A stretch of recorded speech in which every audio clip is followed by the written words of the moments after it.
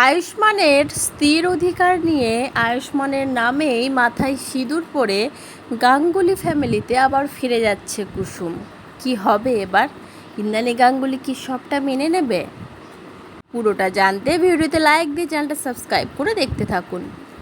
কুসুম সিরিয়ালের একটা নতুন প্রোমো আমাদের সামনে এসছে।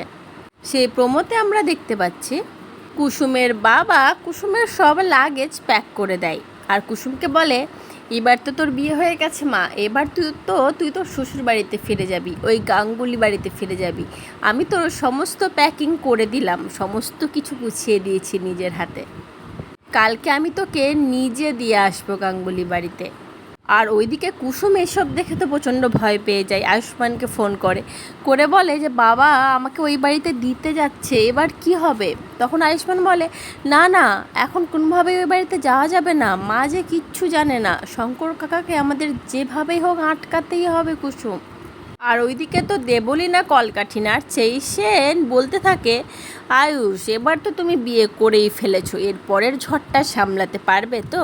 তারপরে দেবলীনা কোনো একটা গুন্ডার সাথে কথা বলে, গুন্ডার সাথে হাতে হাত মিলিয়ে বলতে থাকে, সব কাজ কিন্তু ঠিকঠাকভাবে করো।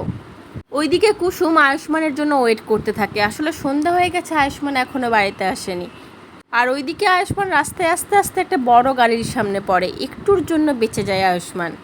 কুসুম তখন সবটা বুঝতে পারে যে সে সিঁদুর পরেনি, নোয়া খুলে দিয়েছে বলে আজকে আয়ুষ্মানের বিপদ এসছে।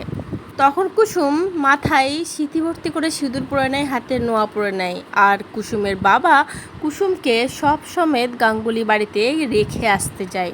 কি হবে এবার? ইন্দ্রাণী গাঙ্গুলিকে কি করে সামলাবে কুসুম?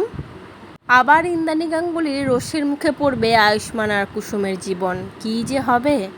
এত সহজে তো কুসুমের দেবীমা কিছুতেই মেনে নেবে না কুসুমকে তার বড় ছেলের বউ হিসাবে। কি হবে বলে মনে হচ্ছে বন্ধুরা? কমেন্ট করে জানিও।